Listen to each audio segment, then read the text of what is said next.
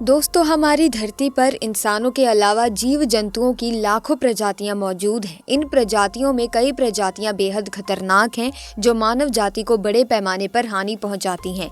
यूं तो हमें कई जीव जंतुओं से खतरा रहता है, लेकिन इन जीव जंतुओं में सांप बेहद खतरनाक है। आपको जानकर हैरानी होगी कि दुनिया भर में सिर्फ सांप की वजह से हर साल औसतन 1,38,000 लोगों की मौत होती है। इसी तरह की महत्वपूर्ण और ज्ञानवर्धक जानकारी प्राप्त करने के लिए हमारे चैनल समृद्धि को सब्सक्राइब करें और बेल आइकन को प्रेस करें ताकि नई वीडियोस की अपडेट आपको सबसे पहले मिल सके। भारतीय मिथकों के अनुसार पहले के समय में सांपों की उम्र खास ज्यादा बताई गई है। वहीं इसका ढंग से उल्लेख तो नहीं हुआ, लेकिन कई सांपों के बारे में कहा जाता है कि वो 100 साल से ऊपर जीते थे। कुछ सांपों के बारे में कहा गया है कि वो 500 साल से ज्यादा जीते हैं। हिंदू पौराणिक कथाओं के अनुसार तक्षक नाग की उम्र खास ज्यादा होती थी। ये कई 100 साल जीते थे।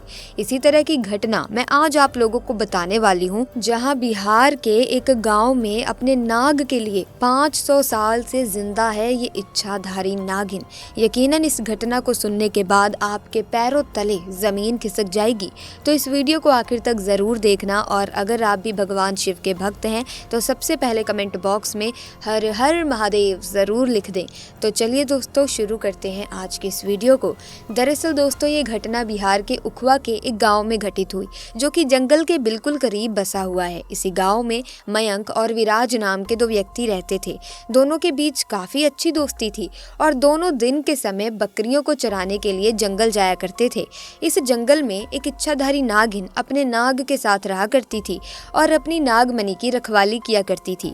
एक बार विराज की एक बकरी घने जंगल में चली गई तो विराज ने मयंक से कहा कि तुम आज मेरी बाकी बकरियों को लेकर घर वापस चले जाओ और मैं अपनी इस बकरी को जंगल के अंदर से ढूंढकर वापस आता हूँ, जो शायद जंगल में थोड़ा अंदर चली गई है। उधर नागिन भी अपना भेष बदलकर तथा मनुष्य रूप धारण कर नाग को नागमणि की रक्षा के लिए छोड़ गांव के भ्रमण के लिए निकली हुई थी।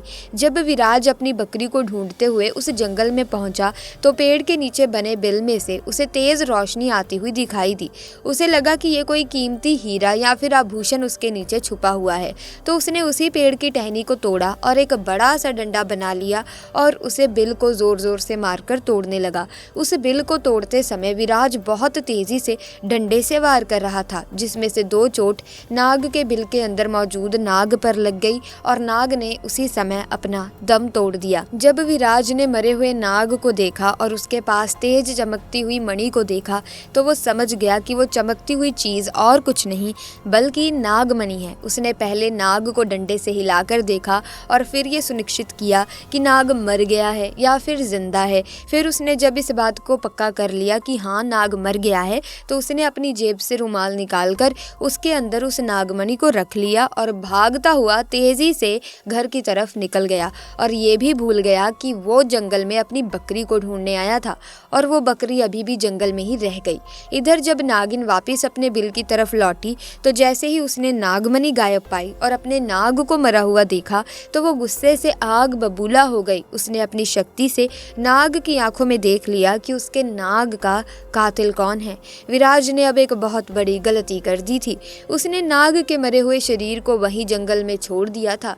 अगर वो नाग के शरीर को उसी समय जला देता तो शायद नागिन को उसके बारे में कभी पता ही नहीं चलता। उधर विराज बहुत खुश था क्योंकि उसे दुनिया की सबसे शक्तिशाली चीज मिल चुकी थी, यानी कि नागमणि मिल चुकी थी। विराज जब घर पहुंचा तो सबसे पहले उसने नागमणि अपने हाथ में पकड़ी और ये इच्छा जाहिर की कि जो बकरी जंगल में खो गई है वो मुझे वापस मिल जाए। तो दोस्तों, चमत्कार ऐसा हुआ कि अगले ही पल वो बकरी उसके दरवाजे के बाहर खड़ी हुई थी। विराज ये सब देखकर बहुत खुश हुआ। उसने नागमणि की सहायता से अपने घर को ही बदल दिया और अपने गांव का सबसे अमीर इंसान बन चुका था, और वो भी केवल और केवल नागमणि की मदद से। अपने नाग की हत्या का बदला लेने के लिए नागिन आग बबूला हो उठी, परंतु वो विवश थी क्योंकि विराज के पास उसकी नागमणि जो थी और वो तब तक विराज को नुकसान नहीं पहुंचा सकती थी जब तक उसके पास वो नागमणि मौजूद है। दोस्तों कहते हैं कि इच्छाधारी नागिन बगैर नागमणि के भी कोई भी रूप धारण कर सकती है। अपनी शक्ति का फायदा उठाकर नागिन ने एक सुंदर कन्या का रूप धारण किया और विराज जब किसी काम से दूसरे गांव जा रहा था तो उसके बीच रास्ते में बैठ गई और रोने लगी। जब विराज ने देखा कि एक बहुत ही सुंदर स्त्री रो रही है तो वो तुरंत बैलगाड़ी से नीचे उतरा और उस कन्या से पूछने लगा कि आप रो क्यों रही हो। लड़की के भेष में उतरी उस नागिन ने कहा कि मेरा नाम अरुणा है और मैं अपने पति के साथ दूसरे गांव में रहती हूँ, परंतु कल वो एक कन्या के साथ शादी करके आ गया और मुझे धक्के मारकर घर से बाहर निकाल दिया। मैं बेसहारा हूँ, लाचार हूँ। विराज को उस स्त्री पर तरस आ गया और उसकी सुंदरता से विराज बहुत ही ज्यादा मोहित भी हुआ और उसे अपने घर ले गया। धीरे धीरे नागिन और विराज के बीच में दोस्ती शुरू हो गई और ये दोस्ती इतनी गहरी होती चली गई कि विराज को पता ही नहीं चला कि कब वो उस स्त्री के प्यार में फंस चुका था। एक दिन विराज और अरुणा यानी कि वो नागिन दोनों घूमने के लिए गए और एक जगह एकांत पाकर अरुणा ने विराज से पूछा, तुम्हारे गले में ये चमकती चीज क्या है? तो विराज ने बोला, अरे कुछ नहीं, एक साधारण सा आभूषण है, मुझे बहुत अच्छा लगता है इसीलिए मैं इसे गले में पहनता हूँ। दोस्तों ये वही आभूषण था जिसे आप और हम नागमणि के नाम से जानते हैं। जब अरुणा बोली कि क्या तुम मुझे ये आभूषण कुछ समय के लिए दे सकते हो, क्योंकि मुझे इसकी चमक बहुत भाती है, मैं इसे पहनकर देखना चाहती हूँ कि आखिर ये मेरे गले में कैसा लगता है।